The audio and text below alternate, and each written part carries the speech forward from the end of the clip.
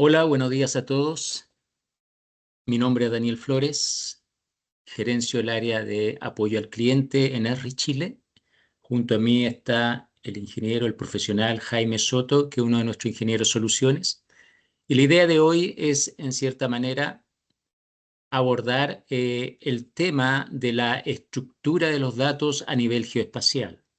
Para nosotros como ERRI, esa estructura clave es la Database, que en cierta manera es el repositorio donde administramos todos los elementos geográficos y no geográficos que manejamos como instituciones del mundo público o privado.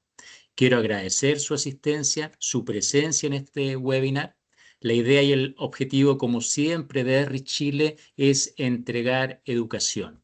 Educación en temas geoespaciales y lo hemos estado haciendo desde hace varios años.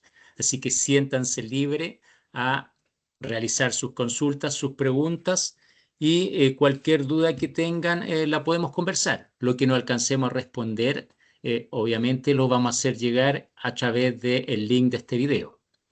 El temario que vamos a abordar hoy es el que aparece acá en pantalla, que tiene directa relación de cómo estamos trabajando, experimentando con la Geodatabase, sobre todo desde el punto de vista geoespacial.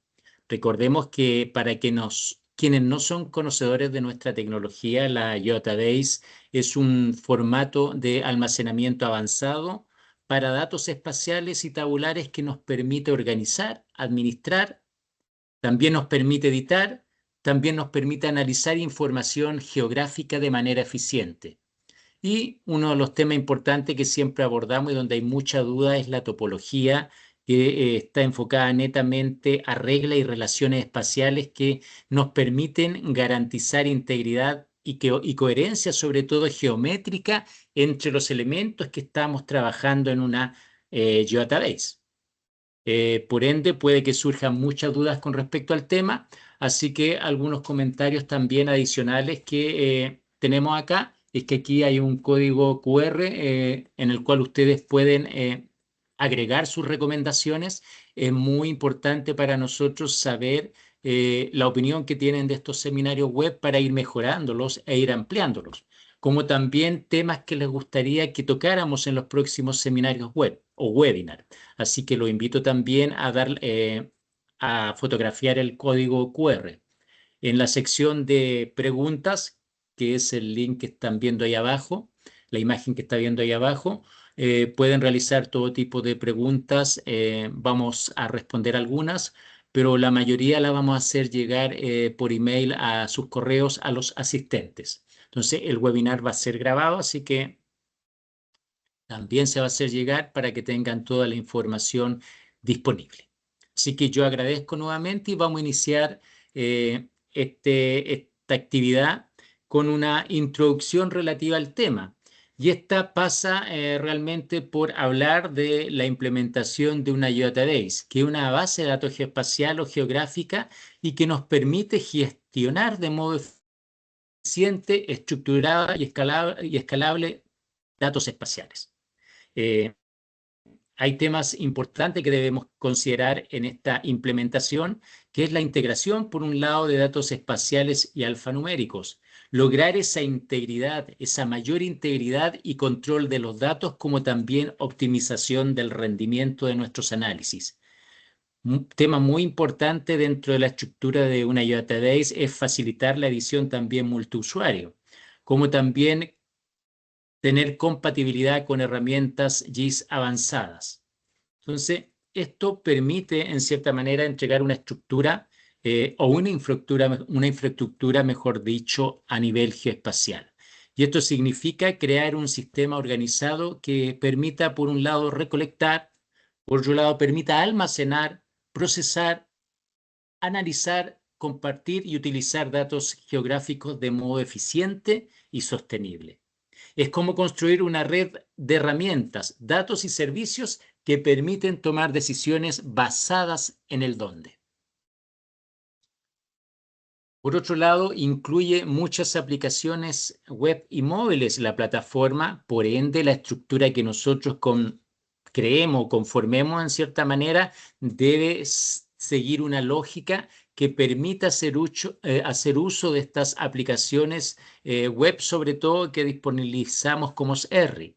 Entonces, entregamos funcionalidades adicionales y de tal forma de mejorar la experiencia de ustedes como usuarios, con la interacción sobre todo hacia nuestros mapas y también hacia los datos.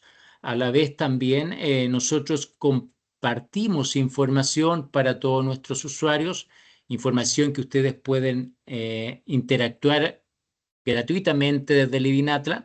Living Atlas es una plataforma desarrollada por ESRI de datos geoespaciales, es de acceso público y nos ofrece un conjunto de recursos como mapas, capas, herramientas y aplicaciones que son continuamente actualizados y mantenidos por una comunidad global. En el caso de Chile disponemos bastante información que hemos subido de servicios públicos y que están disponibles en Living Atlas, al cual ustedes pueden acceder. Ahora su importancia radica en varios aspectos que se relacionan directamente con la disponibilidad de datos geoespaciales, la colaboración y toma de decisiones que tienen que ser realmente informadas.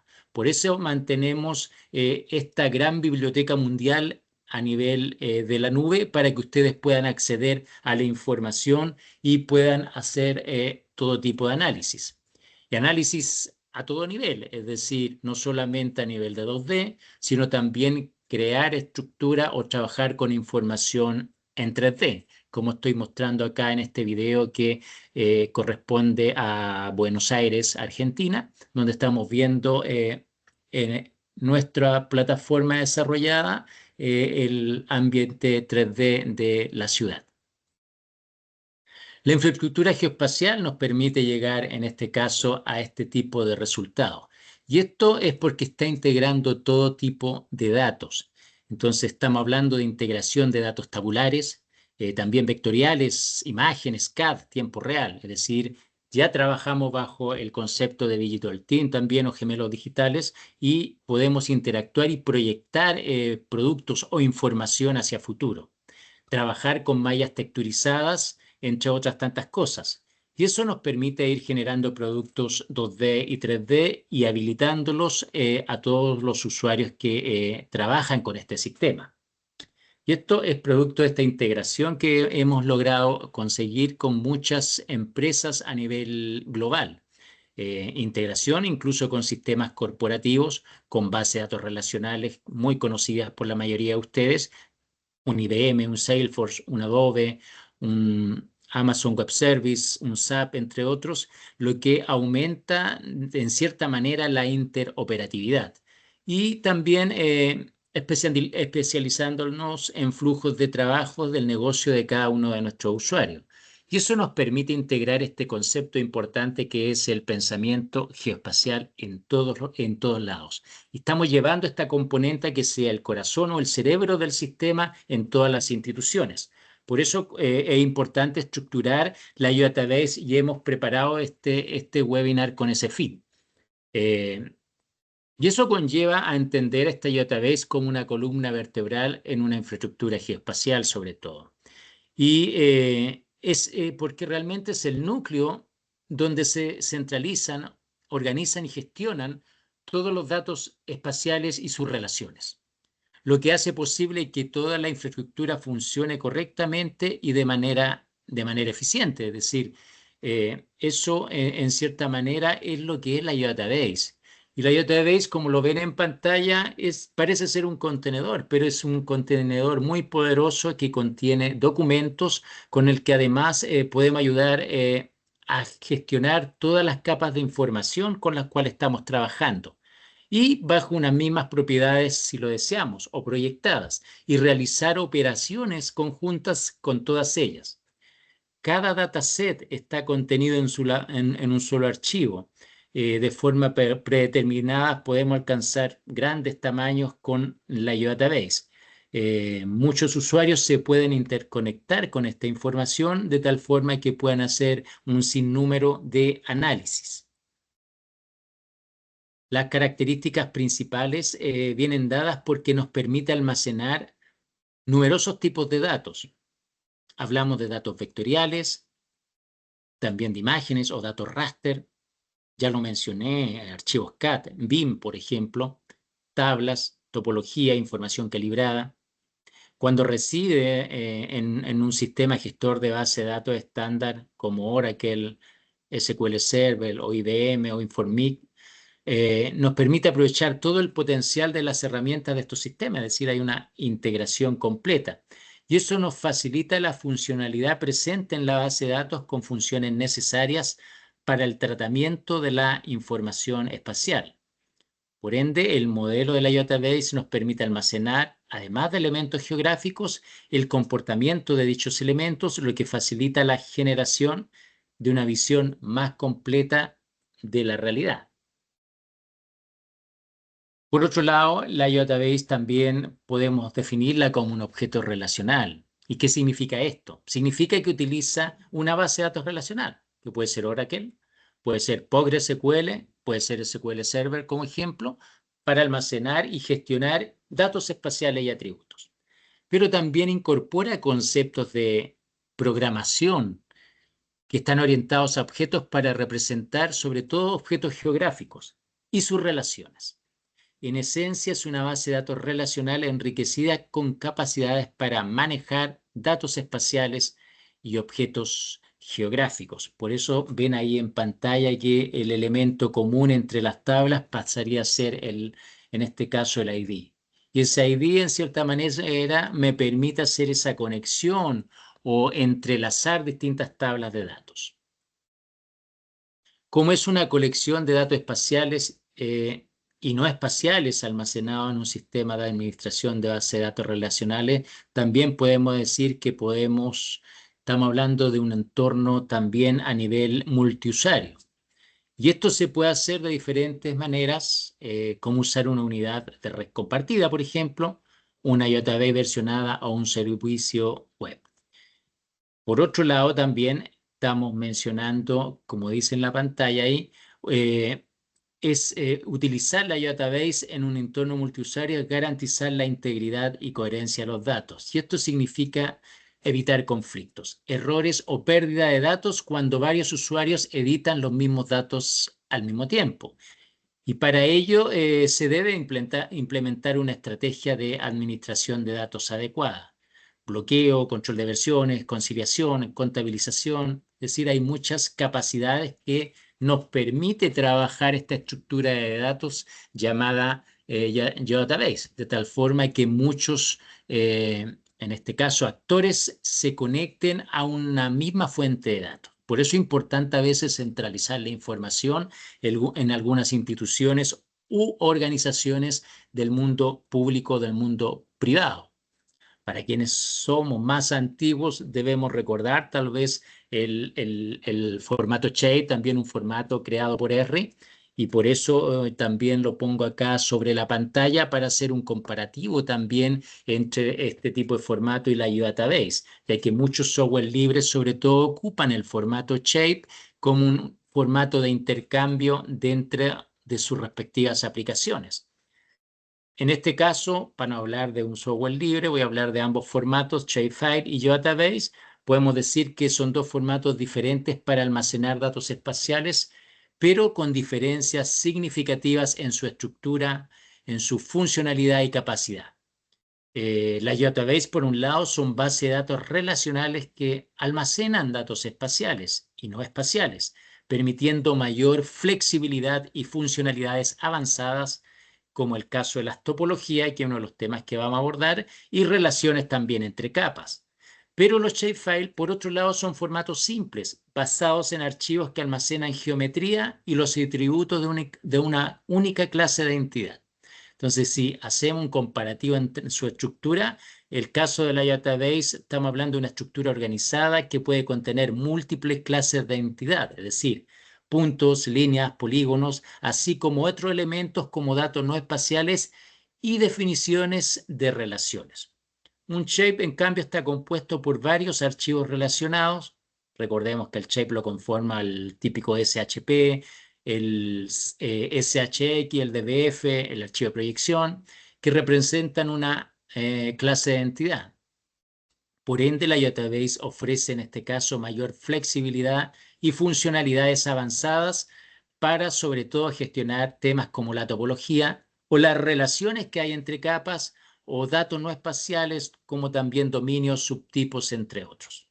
Shape son mucho más simples. Estas son diferencias más comunes que hay entre uno y otro formato, sobre todo para los usuarios que siguen trabajando en formato Shape, para que desde ya empiecen a migrar su información a esta estructura llamada Geodatabase y migren todo ese licenciamiento que aún utilizan en ArcMap a ArcGIS Pro, que es la versión mejorada de ArcMap y está en directa conexión sobre todo con el mundo web y todo lo relacionado con inteligencia artificial. Eh, y por ello, obviamente, esta imagen está mostrando cómo opera la tecnología, partiendo de la base que tenemos que tener una estructura geoespacial bastante estable, que eso lo da la Geodatabase, ya que nos permite interactuar, por un lado, de estas tres principales partes. Por un lado, tenemos el portal o la nube, donde tenemos dos herramientas importantes, ArcGIS Online, por un lado,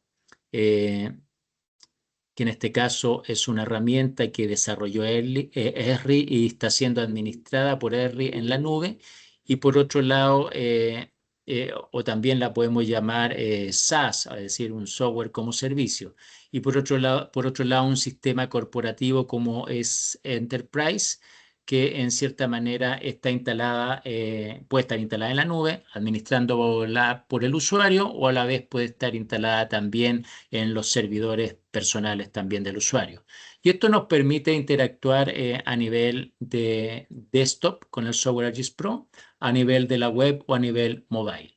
Y como tercera parte estamos hablando de todos estos aplicativos que están disponibles para los distintos usuarios. Son aplicativos que ha desarrollado R y con visores que en cierta manera le aumentan la capacidad sobre todo del análisis. Y eso sumado a que hay herramientas que permiten a ustedes generar nuevos visores, nuevas capacidades o implementar soluciones dependiendo del mercado o del negocio en lo cual ustedes se encuentren. Y no solo administrando la información a 2D, sino también a nivel de 3D con este tipo de herramientas. Por ende, es importante entender que para llegar a este tipo de productos es necesario interactuar con una estructura fuerte. Y esa estructura fuerte conforma o está conformada por esta Geodatabase. Si hablamos algo de los fundamentos de la Geodatabase, nos vamos a referir netamente a las entidades. ¿Por qué? Porque las entidades geográficas se presentan como una serie de capas que representan el mundo real.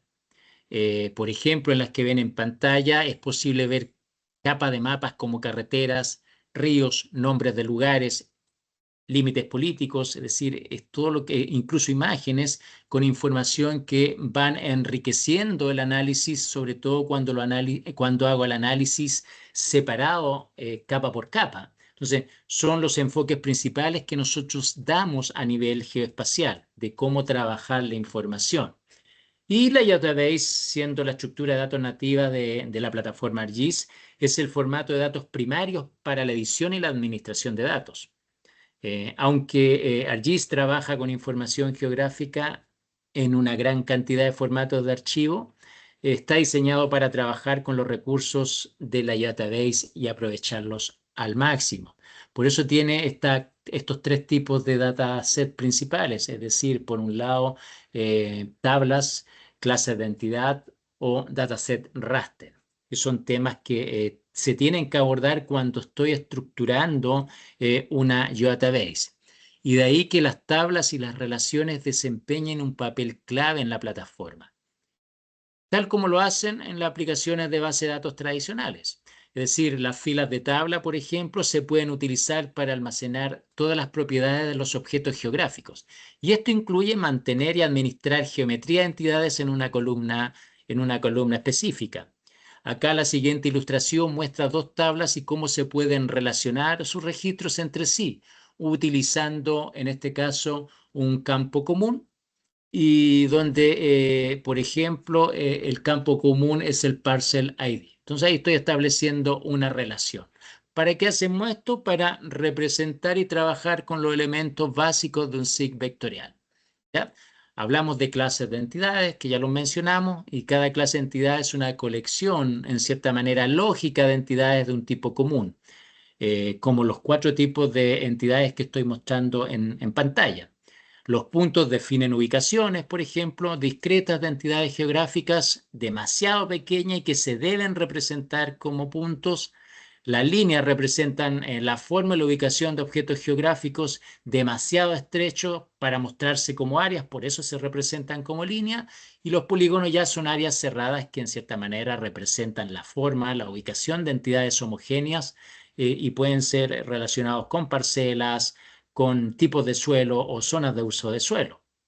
Lo importante es que cuando vamos preparando esta información, vamos estructurando la database, cada elemento que vamos generando, cada entidad que vamos generando desde el punto de vista geométrico, debe tener información de su origen, debe tener información de quién creó esa información, debe tener información de cómo se ha construido ese dato y qué tan histórico es, en qué fecha se construyó.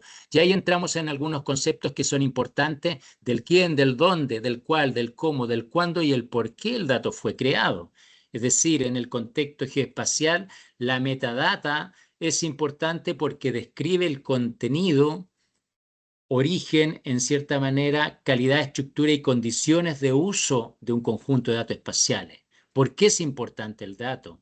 Es decir, evita el mal uso de los datos, facilita el descubrimiento de información, permite evaluar la confiabilidad, fomenta la interoperabilidad, agiliza la toma de decisiones. Son temas que se tienen que abordar cuando estamos trabajando o estamos generando datos o objetos geoespaciales dentro de la database. Ahora, ¿qué incluye típicamente esta metadata? Identificación del recurso, es decir, título, descripción, palabras claves, por ejemplo, área geográfica, escala. También incluye origen, autoría, es decir, todo eso va en la metadata. ¿Quién generó el dato? ¿Con qué método? ¿En qué fecha? Calidad y precisión. El nivel de detalle, errores conocidos, las condiciones de uso a nivel de licencias, restricciones, derechos de acceso o reproducción, estructura técnica como el formato de archivo, sistemas coordenados o la proyección geográfica, actualización, es decir, fecha de cuando se originó y cuándo fue la última modificación y su frecuencia de actualización. Bueno, eso es como lo que en cierta manera es estructurar una base de datos geoespacial fuerte, sólida, que le dé las bases a las organizaciones del mundo público y privado para cimentar una conexión con todos los sistemas que tienen a nivel interno. Y esa sinergia se obtiene realmente con una buena estructura de datos. A continuación, invito acá a Jaime para que nos realice una demostración relacionado al tema de la Geodatabase. Jaime, te doy la palabra. Muchas gracias, Daniel. Bien, ahora, a modo de introducción, en la siguiente demostración vamos a construir mediante nuestro software de escritorio de ArcGIS Pro una geodatabase. Ahora, la idea de esta demostración es entender su estructura interna y por qué representa una alternativa mucho más robusta que otros métodos de trabajo que uno puede estar más acostumbrado, por ejemplo, el uso directo de los shapefiles. Ahora, al momento de crear una geodatabase, ¿qué entendemos como geodatabase? A modo de resumen, lo entendemos como una estructura de almacenamiento que está diseñada para contener, gestionar y organizar datos espaciales, imágenes y tablas, y también hasta tablas de información. Ahora, aprovechando la instancia, que aquí ya tengo una carpeta compartida con mi proyecto, ¿cuáles son las diferencias entre una geodatabase y un shapefile? ¿Cuáles son las ventajas clave de trabajar con una geodatabase? Primero, nos permite múltiples capas en una sola unidad de almacenamiento y como su guardado es de forma cifrada, ocupa menor espacio. Otra segunda ventaja es que soporta longitud de campos mayores y nombres más largos. También admite tipos avanzados de datos, tales como dominios, subtipos, topología y relaciones. Y también mejora el rendimiento y la integridad de los datos, agregando que es un contenedor multiformato. Es decir, que admite todos los tipos de geometría, sean puntos, polígonos, líneas, tablas, imágenes raster y anotaciones, tal como mencionó Daniel. y nos permite soportar un almacenamiento de metadatos de forma directa e incluso nos permite exportar estructuras o formatos en formato de XML o HTML para una documentación o interoperabilidad. Ahora, por ejemplo, al momento de construir una geodatabase, primero vamos a construir lo que es un feeder dataset. Ahora, ¿qué entendemos con feeder dataset? Como un conjunto de feeder class que comparten un sistema de coordenadas y un contexto temático. Y pueden tener geometrías distintas, sean puntos, líneas o polígonos, etc. Aquí primero creamos nuestra feeder tomando en cuenta, por ejemplo, predios o también lo que es vialidad. Ahí tomando como a modo de muy general un ejemplo de uso. Aquí ya terminamos nuestro geoprocesamiento y si desplegamos nuestra geodatabase ya podemos tener dos feeders, no, feeder dataset. Ahora, la idea de esto es también que conforma este feeder dataset, y aquí hablamos de las feeder class, lo cual ellas son las capas bases que almacenan entidades con una geometría homogénea, es decir, que todos son puntos, todos son polígonos, todos son líneas directamente. Ahora, aquí aprovechando ya un mapa ya previamente elaborado en la ciudad de Chillán, con unas capas ya directamente definidas, la idea es no construiremos nuestro feature class, sino que los importaremos. Un aspecto muy importante es definir la proyección del mapa y nuestro sistema de coordenadas para tener una información directamente homogénea. Esto es sumamente importante porque si una de las capas que vamos a importar es de una proyección, una referencia espacial distinta a la que estemos ocupando en nuestro feature dataset, aquí va a haber una incompatibilidad, que esto es lo que vamos a mostrar en este instante. Por ejemplo, tomando en cuenta mi capa de calles, lo voy a buscar importarlo a mi database de- y al momento de correr y de realizar este geoprocesamiento, nos va a lanzar una alerta. Y dicha alerta ya nos va a sugerir que la proyección no es la misma. Ahora, si se preguntan cómo puedo solucionar en caso de enfrentarme a esta situación, ocupo un geoprocesamiento que se llama proyección, donde vamos a definir una nueva sistema de coordenadas para nuestra capa. Y aquí definimos que sea el mismo del mapa, para que también sea similar a la del filter dataset. Elaboramos nuestro geoprocesamiento, esperamos que termine, y ya y nuestro resultado ya podemos directamente importarlo en nuestro filter dataset y así ya empezar a formar y desarrollar nuestra filter class. Aquí voy a tomar este procesamiento, aquí vamos a esperar que corra y como pueden ver importamos,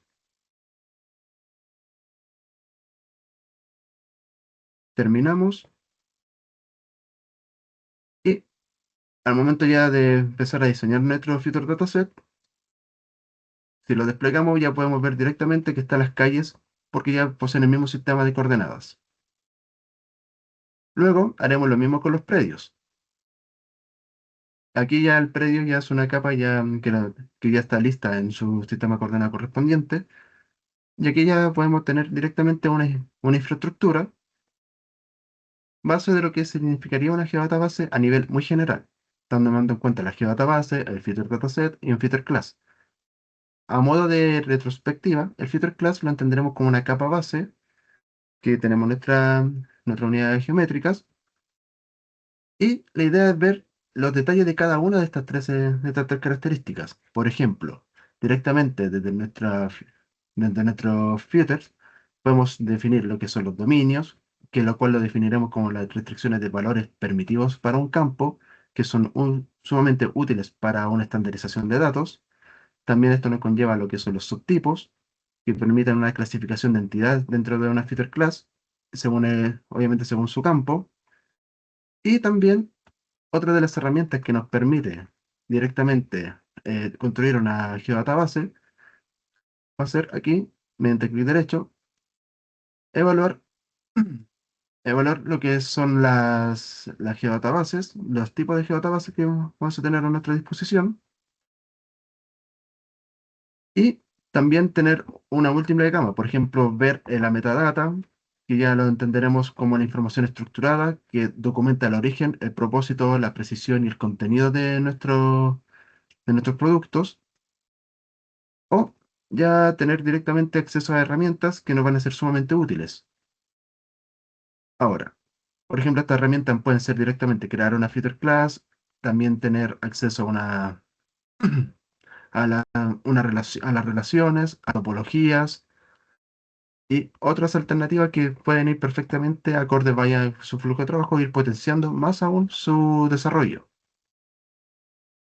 Otra de las ventajas que ofrece toda esta plataforma es que al momento de ir desarrollando nuestra, nuestro flujo de trabajo, podemos ir viendo situaciones específicas donde se podemos ver directamente ciertos errores que están presentes en nuestro mapa. Por ejemplo, que las calles se sobrepongan sobre los predios, que no respeten los límites, y de esta forma ya buscar las herramientas mediante topología, cómo de ir reparándolas.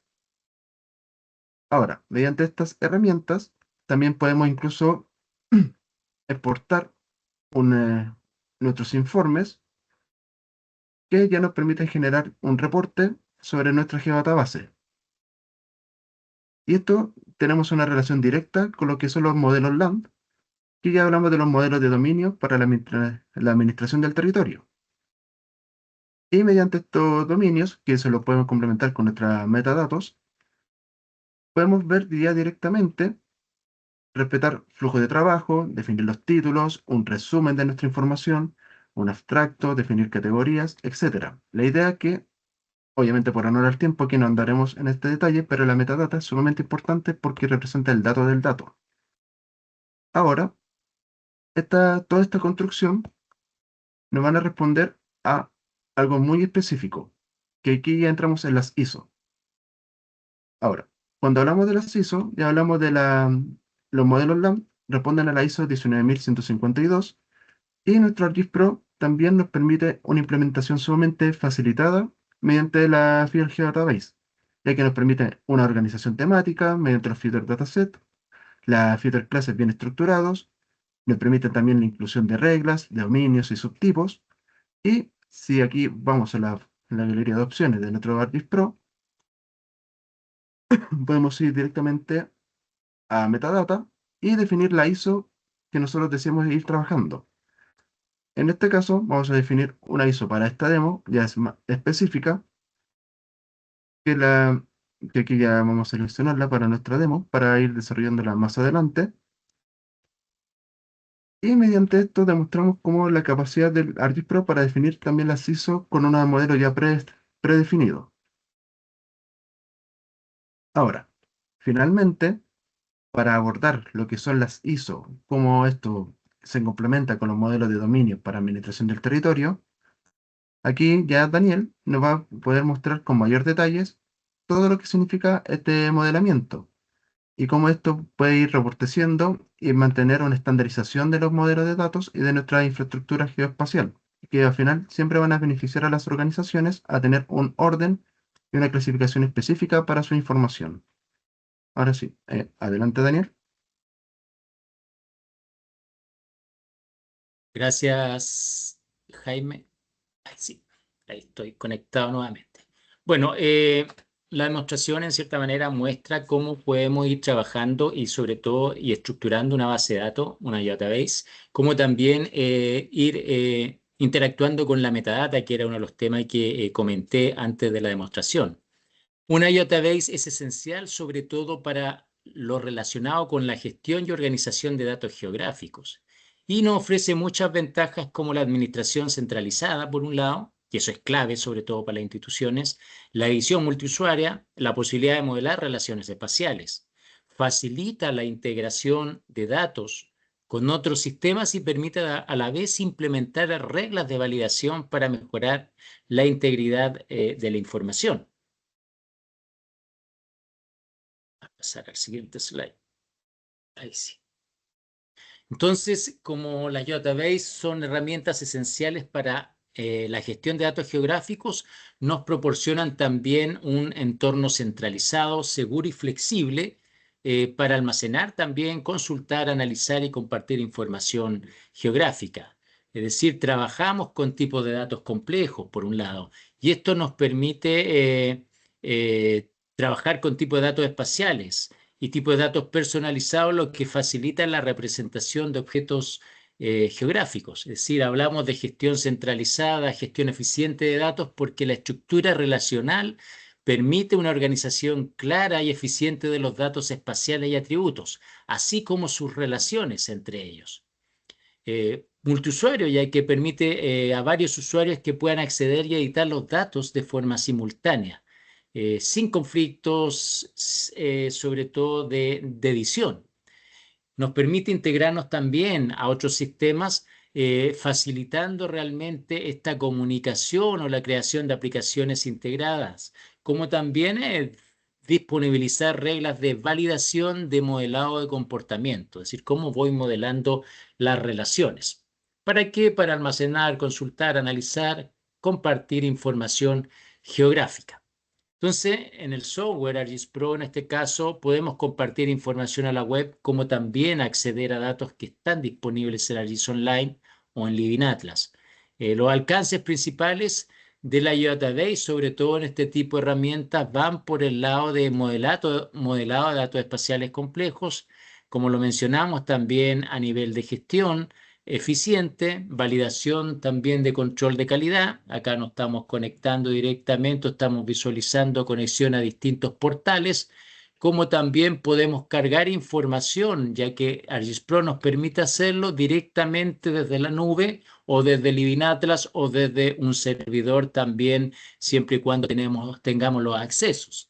Y esto, en pocas palabras, nos permite una mayor interacción con la información que realmente se está disponibilizando a través de este tipo de plataformas. Y con esa información poder trabajar y generar nuevos mapas o nuevos análisis que nos permiten identificar patrones, que nos permitan realmente enfocarnos a soluciones que se están dando en el territorio. Y para avanzar con la tecnología, hay algo muy importante que debemos hacer, que es cambiar el pensamiento de este tipo de plataformas, que es simplemente un software de escritorio. Es decir, estamos hablando de un software que no es de escritorio, que trabaja como un sistema de información geográfica y que es mucho más que eso.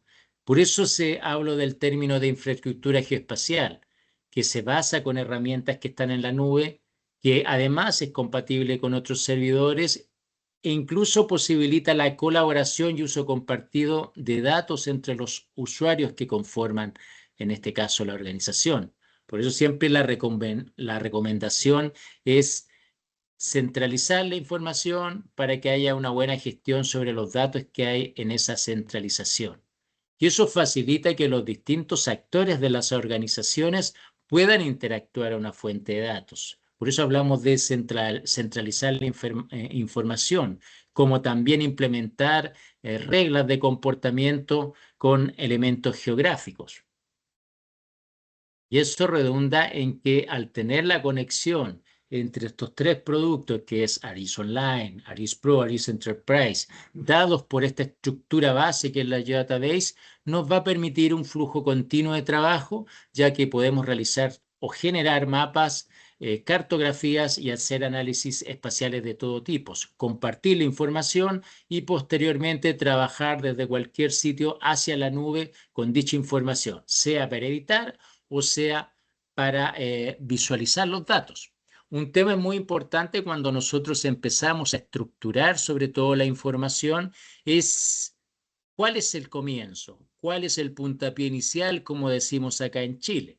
Y eso pasa por definir modelos lógicos y conceptuales, es decir, la importancia de los modelos lógicos y conceptuales en una database radica en que son fundamentales para el diseño, la organización y gestión eficiente de los datos espaciales. Son como los planos arquitectónicos antes de construir una casa. Aseguran que todo esté bien estructurado, sea coherente y cumpla con los objetivos del proyecto.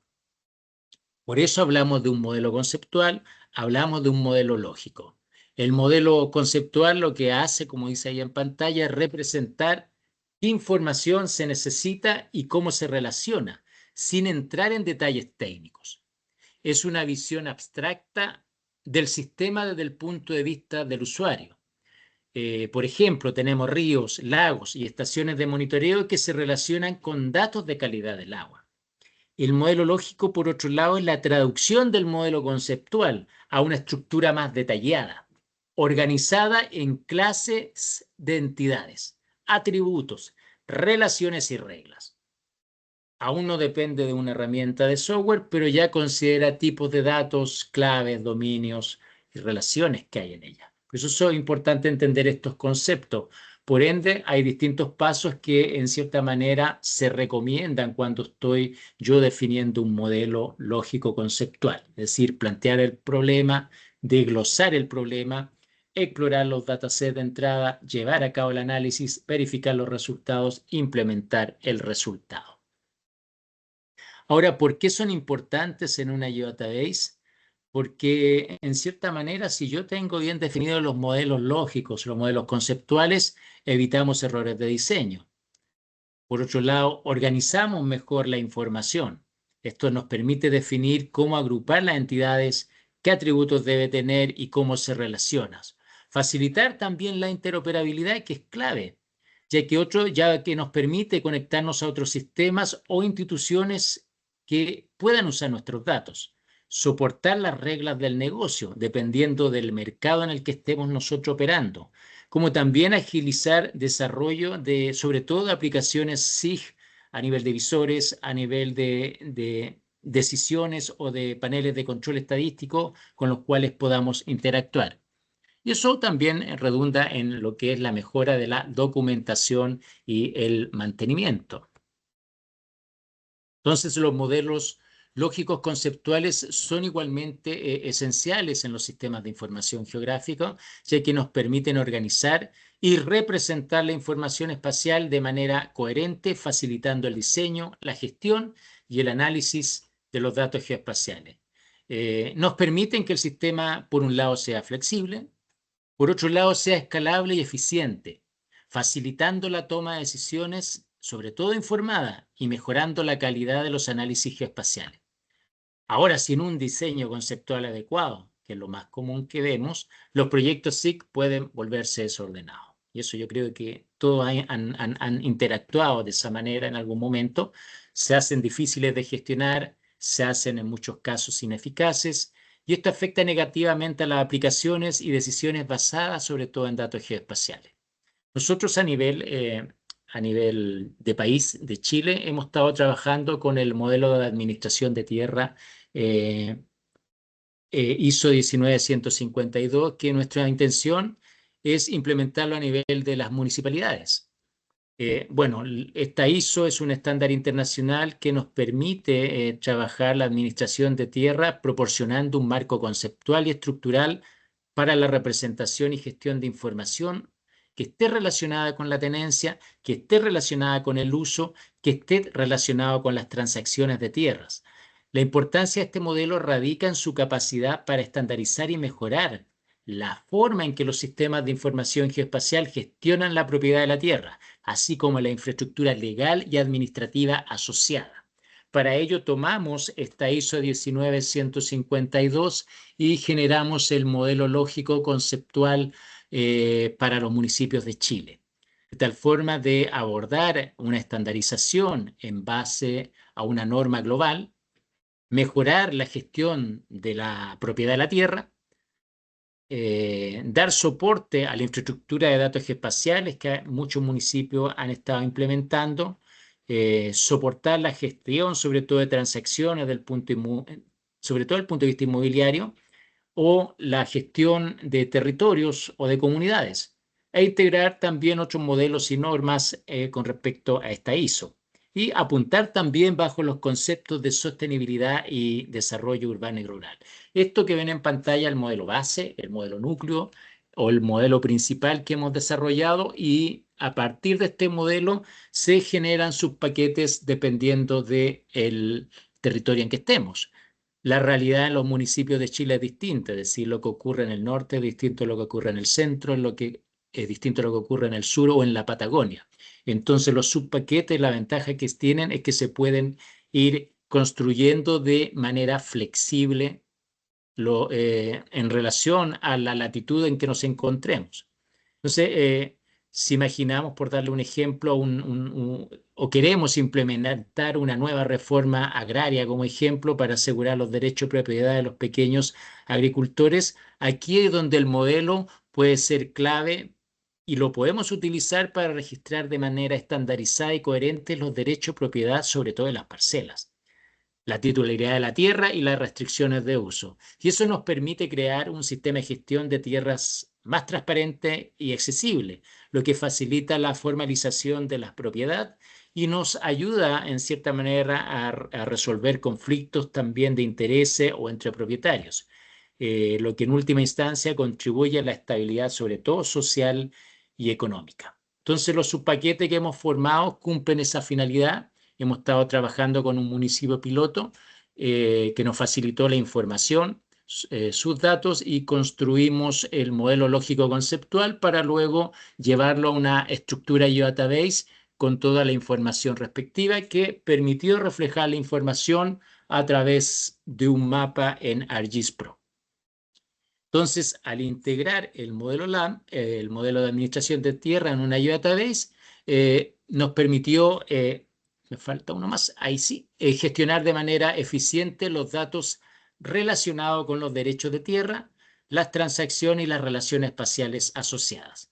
Y aquí estamos aprovechando las capacidades de la database, como la integración de datos espaciales y no espaciales, la gestión, la seguridad y el control, sobre todo del acceso a la información. A continuación, le voy a pedir a Jaime que nos dirija en la siguiente demostración. Jaime, ahí te doy la palabra. Voy a apagar mi micrófono y mi cámara. Perfecto. Bien. Ahora, para abordar esta segunda parte de la demostración, primero recapitularemos un poco de lo que fue la primera demo. Ahora, en la primera sección estructuramos de forma general una Field Geodatabase con su Future Dataset y Future Class, en la cual estas se potenciarán aún más con sus dominios, subtipos y metadatos completos. Ahora, en esta segunda etapa, abordaremos cómo esta estructura permite avanzar hacia un modelo lógico conceptual, tal como mencionó Daniel, que nos permita resolver conflictos espaciales y garantizar la calidad de nuestros datos. Ahora, tal como se mencionó, podemos localizar diversos errores o desafíos que se pueden encontrar, por ejemplo, en ejes viales solapándose con algunos predios o sobreponiéndose. Y este tipo de conflictos pueden afectar el análisis territorial y pueden generar, por ejemplo, toma de decisiones equivocadas. Por eso, aquí avanzamos en la toma de reglas, topológicas, donde esto nos ayuda a detectar y corregir este tipo de situaciones. Ahora, ¿cuál es el procedimiento? Aquí van a tomar dos caminos. Uno es generar un future dataset donde integremos tanto los predios como las calles. Y la idea es mostrar por medio de esta parte que esto puede generar ciertas contraindicaciones. Y la idea es tomar en cuenta y hay que entregar ese conocimiento de que si ya un camino no se puede desarrollar bien, tenemos otras alternativas. Ahora, ¿qué es lo importante de acá? ¿Por qué se hace este ejercicio? Porque la topología es sobre un dataset, solamente va a afectar a los campos de un dataset. Es decir, no toma en cuenta dos feature datasets simultáneamente, sino solamente los componentes de un solo dataset. Ahora, tomando en cuenta que el proceso anterior nos hace una advertencia, tenemos el plan B de hacerlo por cada capa de cada feature dataset específicamente. Donde mediante esta topología, aquí tomaremos en cuenta los predios, aquí seleccionaremos nuestra capa directamente de predios, donde en esta sección integraremos una regla donde aquí buscamos detectar todos los campos vacíos o islas que existen en nuestras capas, o, lo- o los polígonos que se sobreponen unos con otros. Ahora, aparte de solamente de estas dos opciones, Tal como pueden ver, tenemos múltiples alternativas para generar nuestras reglas. Inclusive pueden ser con otras capas, que pueden ser con el tema polígono a línea o polígono a punto, etcétera. Ahora, aquí, al momento de finalizar, empezamos a desarrollar nuestra topología y, como pueden ver, cómo podemos llevar nuestro resultado topológico a visualizarlos. Aquí hacemos clic derecho en nuestro filter dataset y adherimos a nuestro mapa. Acá sí podemos ver todo el área morada significa dónde trabajó nuestra topología y cuál fue el área evaluada. Ahora, aquí apagamos esa sección y podemos ver todo el sector de la ciudad y cómo fueron identificados donde ocurren ciertos problemas o alertas. Y estas alertas se pueden traducir en que, tal como agregamos nuestras reglas, hayan capas que se sobreponen unas con otras o hayan espacios vacíos, etc.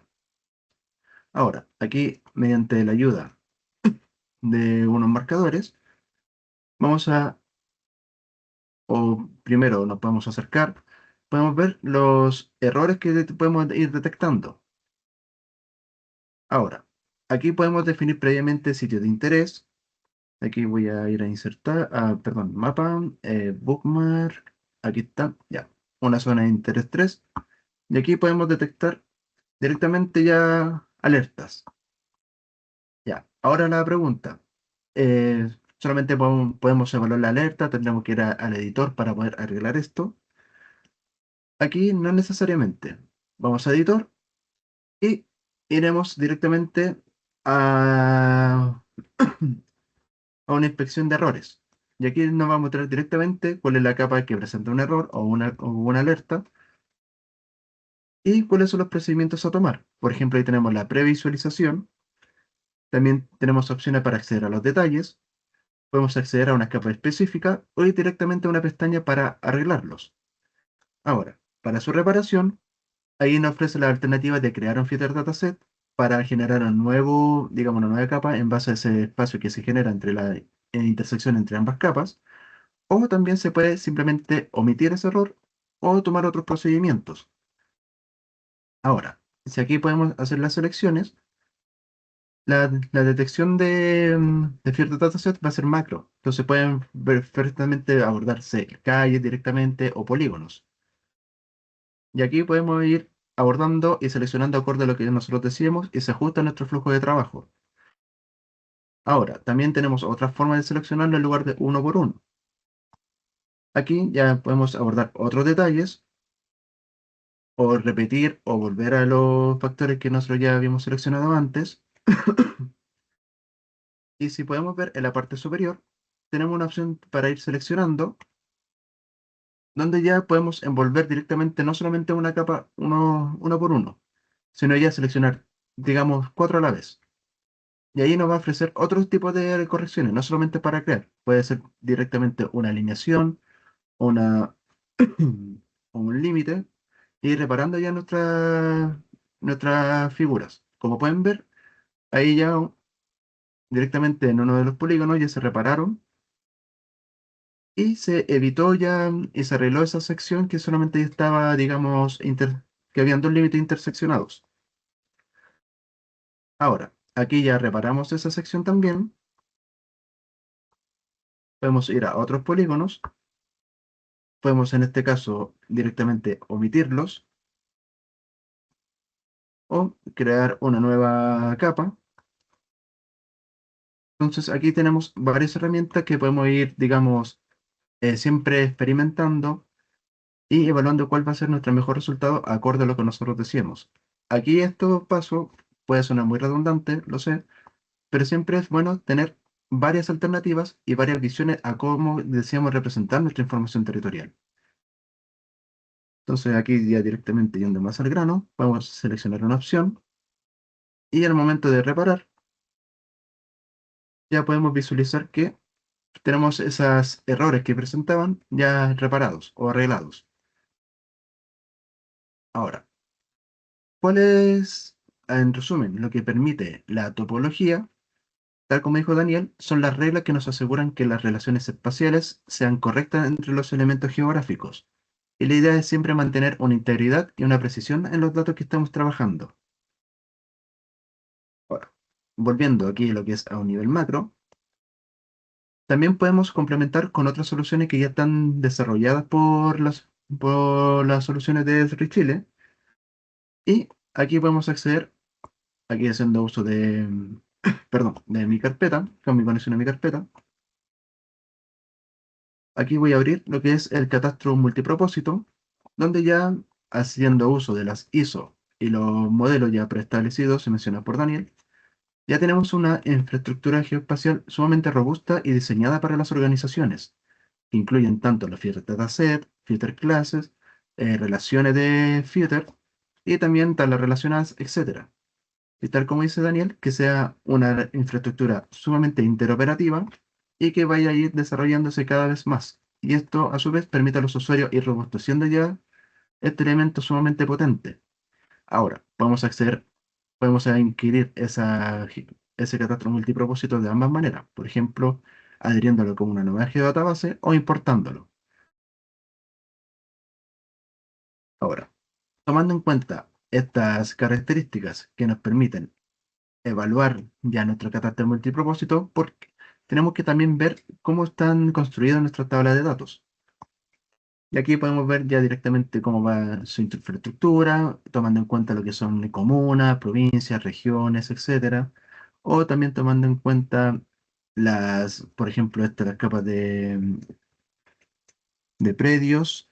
Aquí ya lo que son manzanas, el nombre de piso, comuna, tipo de dimensiones, etcétera. Y la idea de esto es tener directamente infraestructuras que se vayan relacionando unas con otras y que la información esté totalmente ya centralizada y que sea parte de una infraestructura sumamente robusta y ya predefinida. Y que esto al final siempre va en pro del usuario y de su organización y de tener la información lo más clara posible y también beneficia enormemente a lo que son los sentidos de transparencia. Eh, Ahora sí, te cedo la palabra, Daniel. Gracias, Jaime. Eh, Vamos a dejar ahí abierto. A ver, veo que hay consultas, preguntas. Bueno, como mencionamos al comienzo, el webinar está siendo grabado, va a ser enviado a todos los asistentes en días posteriores al evento. Lo importante para nosotros es que ustedes evalúen para hacer mejor a los próximos webinars. Llevamos igual varios años haciendo, entonces siempre hay errores, entonces sería muy importante para nosotros tener el feedback de ustedes. Por otro lado, el próximo webinar hay que darle título a la canción, como decimos acá, pero para eso necesitamos también el aporte de ustedes para saber hacia dónde lo vamos enfocando. Así que, bueno, acá hay varias preguntas,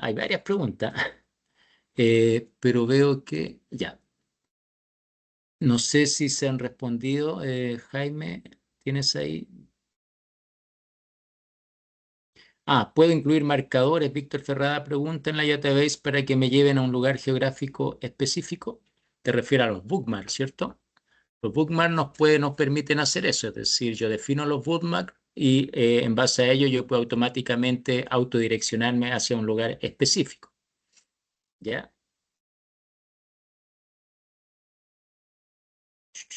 Bueno, acá hay otra pregunta, más tiene que ver del tema del licenciamiento, es decir, hay muchas municipalidades de Chile que no poseen software R, solo ArcGIS puede leer y elaborar una database o existen otros programas compatibles y más asequibles. Bueno, software libre hay varios que pululan dentro de los servicios. Mayoritariamente sí, la plataforma R está implementada en la mayoría de todos los servicios públicos, pero sí la estructura de la database es original netamente de R, es decir, si queremos estructurar los datos, implementar una infraestructura geoespacial, una plataforma de ese nivel, claro, requiere una estructura sólida como es la Geodatabase, que es lo que estuvimos mencionando desde el inicio. Ahora si quiero hacer análisis sencillo en el cual tengo un software y quiero generar un producto final, claro, puedo ocupar cualquier software. Pero si quiero implementar algo en el cual quiero tener visores, dashboard, paneles de control, equipos o brigadas en terreno levantando información o catastrando datos. Claro, en ese sentido voy a necesitar implementar una infraestructura geoespacial, que es lo que tiene la mayoría de los usuarios de la tecnología GIS. No significa que el otro sea malo, pero siempre va a depender de el objetivo que yo busque como institución. Es decir, si soy un profesional que solo quiero generar mapas con ciertos análisis sencillos, simples, claro, puedo ocupar cualquier software, pero si ya quiero automatizar procesos, analizar patrones bajo un paraguas mucho mayor, claro, debo implementar esta tecnología. Bueno, ahí el tema de valores lo maneja el área comercial nuestra, así que nos pueden escribir a los mails que están en pantalla. Bueno, no está mi mail, pero en pantalla parece que estaba al comienzo. Bueno, pueden contactarnos si quieren el tema valores, porque aquí hay una pregunta relativa a eso. Así que, pero de todas formas, las preguntas que hayan las vamos a ir respondiendo eh, a través del correo que va a enviar nuestra área de marketing a todos ustedes con el link del video. Si cualquier duda, estamos a su disposición. Quiero agradecer su presencia, su disponibilidad, el tiempo que nos han otorgado, y nos estamos viendo en el próximo webinar. Así que te agradezco a ti, Jaime, por esta presentación, estas demostraciones, a los chicos que también apoyaron desde el punto de vista técnico, la Mariana, Natalie, la Hungría que estaba por ahí, que la vi. Así que cualquier cosa, estamos a su disposición y estaremos respondiendo a las consultas respectivas. Muchas gracias, un fuerte abrazo y feliz día del trabajo por el día de mañana. Nos vemos pronto. Chao, chao.